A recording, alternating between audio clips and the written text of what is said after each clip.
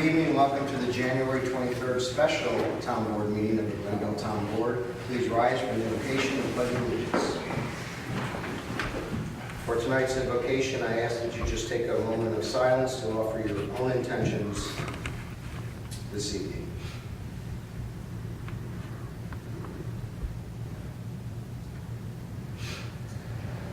Amen. I pledge allegiance to the flag of the United States of America and to the republic for which it stands, one nation, under God, indivisible, with liberty and justice for all. Councilman Delaney? Here. Councilman Aragosa? Here. Councilman Godlewski? Here. Councilwoman Bersbowski? Here. Supervisor Ketzley? Here, we have a fairly short agenda tonight. It is a special meeting. I want to thank the board members for their flexibility in coming in for this special meeting on somewhat short notice. We have 3 resolutions. We'll go through those resolutions and then we will be done with our business tonight. So we'll start with item number 4, which is a resolution appointing a new police officer to the Glenville Police Department. Do I have a motion? So moved. Do I have a second? Second. Moved and seconded. Any discussion? Yes, Mr. Supervisor. The need will exist in the police department for the position of police officer due to the retirement of one budgeted position as of April 1st, 2019. And William Quant is on the current certified list from Schenectady County Civil Service, and an interview committee consisting of elected town and police officials met with the potential candidates, conducted interviews, and made its recommendation. And the police chief hereby concurs with the recommendation of the interview committee, and that the town board does hereby approve the appointment of William Quant of 1174 Spearhead Drive, Glenville, to the position of police officer in the town of Glenville Police Department with an effective date of April 1st, 2019. That the compensation and benefits for William Quant be set forth in the current PBA contract as a first-year officer upon his hire and as a second-year officer effective July 5th, 2019. And that the town clerk, on behalf of this town board, be and she hereby is authorized and directed to notify said officer of the aforesaid appointment. Thank you, Councilman. I think before we go on with any discussion, if I can invite Chief Janik up just to address the board, and maybe if the board has questions, they can direct them to you. Thank you. Again, thank you for coming in for this special meeting tonight. Obviously, when I started to research the potential for the hire of Will Quant, based on civil service law and the fact that the list was about to expire, we had to move very quickly. Will was interviewed back in May of 2018, interview board that consisted of members of the police department, Supervisor Ketzley, Councilman Bilavani, and Will was ranked very high on the list of candidates, potential candidates that we were going to hire.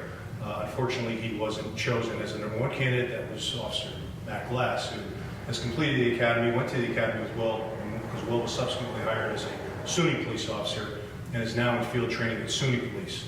But continued during his course of the academy, continued to talk to Matt Glass, who he actually was a schoolmate with in Scotia Glenville, was friends with, and continued to talk about his desire to become a Glenville police officer at some point in time.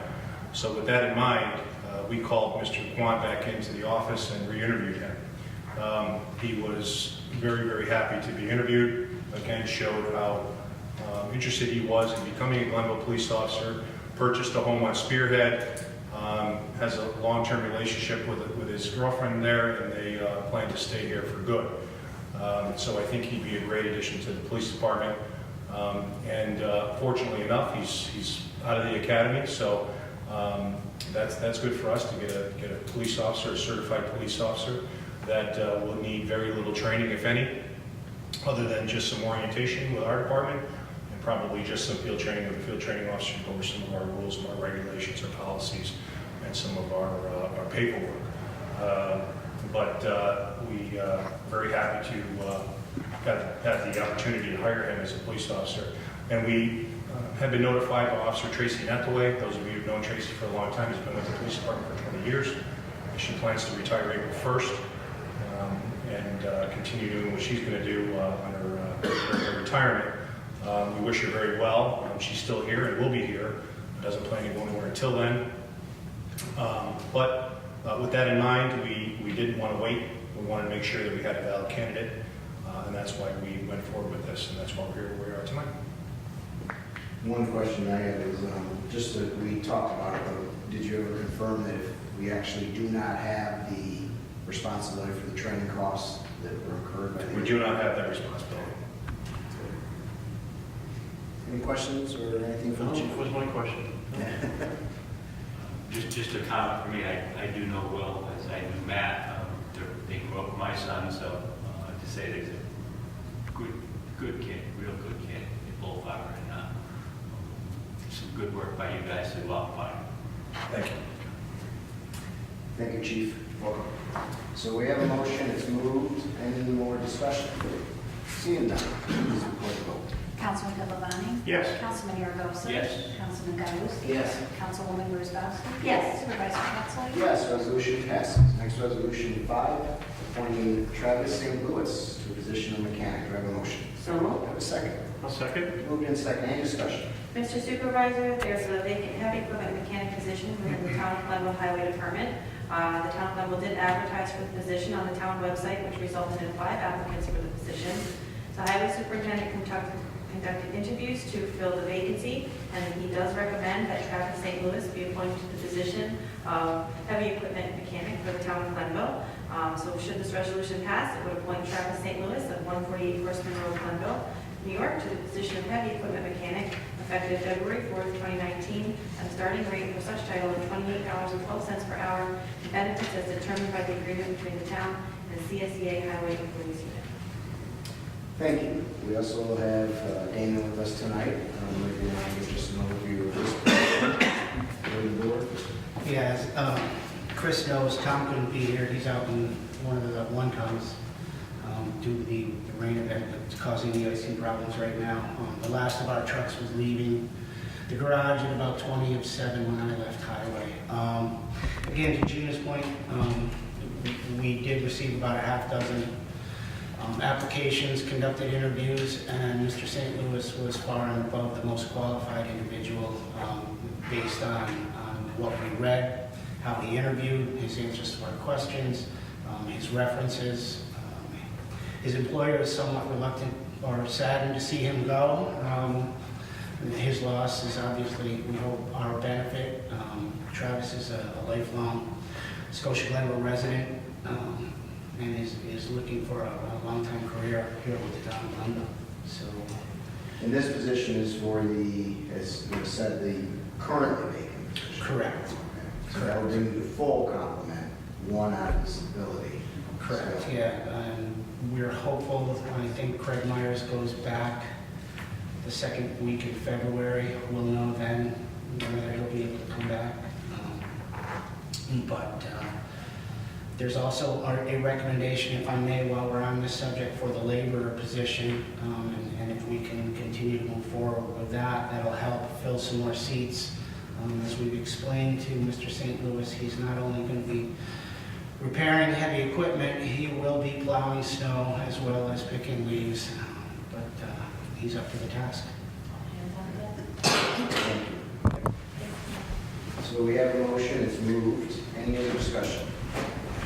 Seeing none, please record the vote. Councilman Pilavani? Yes. Councilman Aragosa? Yes. Councilman Gollosky? Yes. Councilwoman Wozzachowski? Yes, congratulations. Supervisor Pettsley? Yes, resolution passes. Congratulations, Travis. Congratulations. Thank you. Thank you all. You also picked the shortest meeting to come to, so.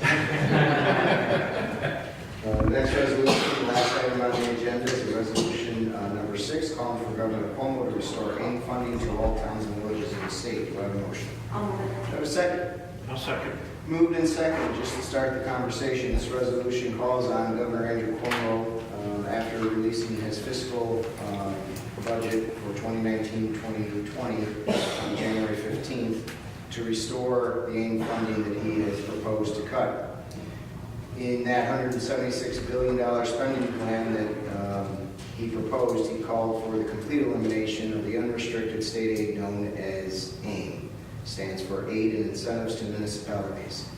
This has been proposed to be cut for most of the towns and villages, not all, across the state. And in his budget, interestingly enough, he does call to make the tax cap permanent on real property tax levy increases of 2%, which was due to sunset in the year 2020.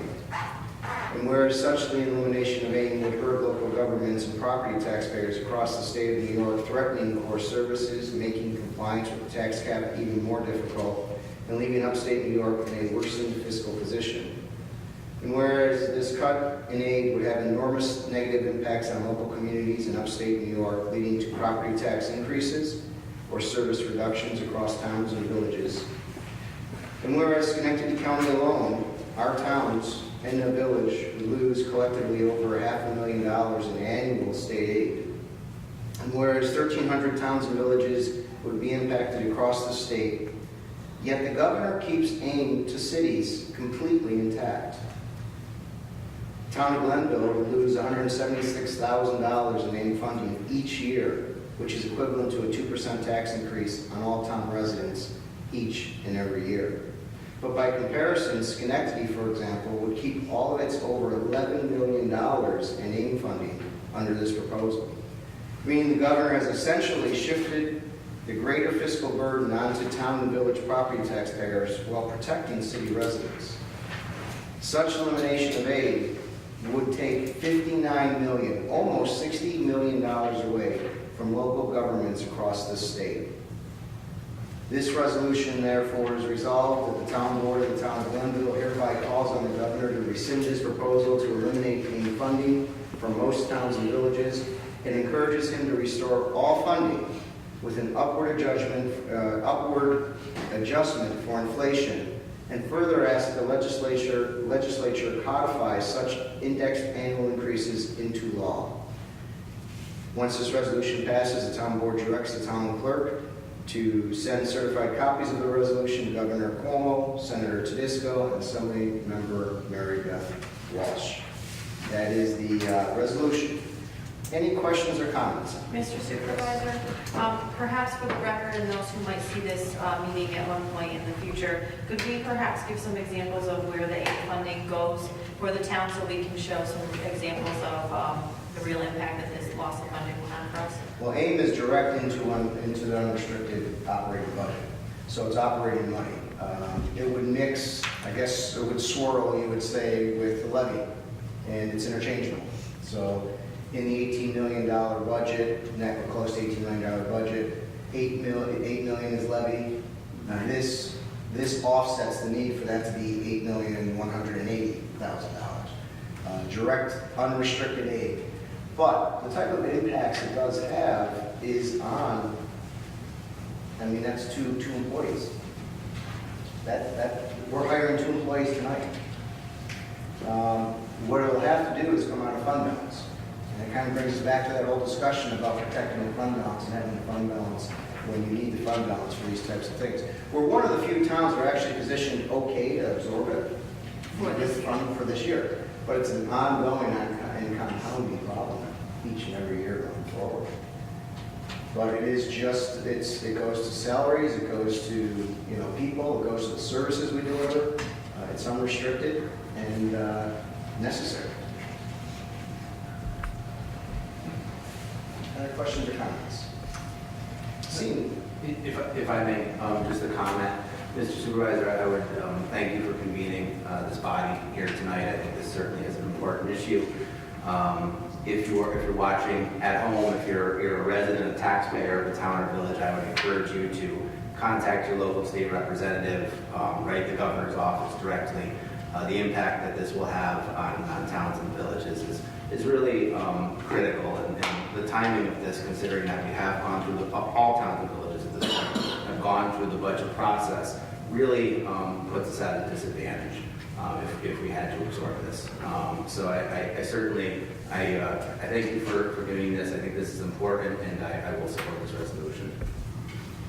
Thank you. The only 2 things I want to just, because someone has asked me, why would the governor do this? And there's a couple of answers for that, but I'll give you the answers that he has presented himself in public. 2 reasons. One, he said that towns and villages have brought their fund balance back. I don't know statewide what that means if everybody's kind of building their fund balances. We certainly have done a good job protecting our fund balance, but I will again restate that a fund balance is not meant to be used for operational expenses. That's not what it should be used for. And you can't continue to use that annually going forward because you're going to run out of money doing that. Second thing he said, though, struck particularly close to home for me, and I think is worth discussing certainly in the future, is he said that the state is having record level sales tax collections by the counties, and that that's where the town should be getting the growth. I kind of agree with the governor on that one. And I think it's something that we need to really focus on going forward. The time of ignoring this subject is over. If the governor takes aim and the governor says, you're supposed to replace it with the growth in sales tax, then we have to look at that. And we have to go to the county and say, it's time to step up. The state can't take our money away, the county can't keep the money from us, and us still continue to operate the way we're operating. But I think that that's a wake-up call for counties to make sure they're fairly sharing their sales tax with the towns. And that's something I think we're going to have to look at if this proposal goes through. And I did want to mention that. Any other questions or comments? One more comment, Mr. Supervisor. Not only would this be harmful to towns and villages throughout the state, and taken on its own, making these real property tax increase 2% cap permanent, taken on its own might not seem like such a big deal, but this is yet another example of the state giving us a burden and giving us no relief. The 2% tax cap increase was put in place, but we received no mandate relief from the state. In fact, our costs that are mandated by the state go up every single year, and we have no control over them. So this is actually a double whammy for towns and villages and throughout the state, because not only are they taking away aid, but they're not giving us any relief in lieu of that aid. And then putting the 2% tax cap on top of it, which it just compounds and compounds. And, I have to agree with you that, having a healthy fund balance is great, but you don't pay your mortgage with your savings account. That would be akin if we had to start dipping into the fund balance to cover some of these funds. That's pretty much what we would end up doing, and it would be a very downward spiral and a backwards motion for us as a town, I think. So. Thank you. Any other discussion? Seeing none, please record the vote. Councilman Pittavani? Yes. Councilman Aragosa? Yes. Councilman Goddard? Yes. Councilwoman Wozzowski? Yes. Supervisor Ketzel? Yes, resolution passes. We have no other business on the agenda, so I would take a motion to adjourn. I'll move. Take a second. Moved and seconded. All in favor? Aye. Any opposed? We're adjourned. Thank you.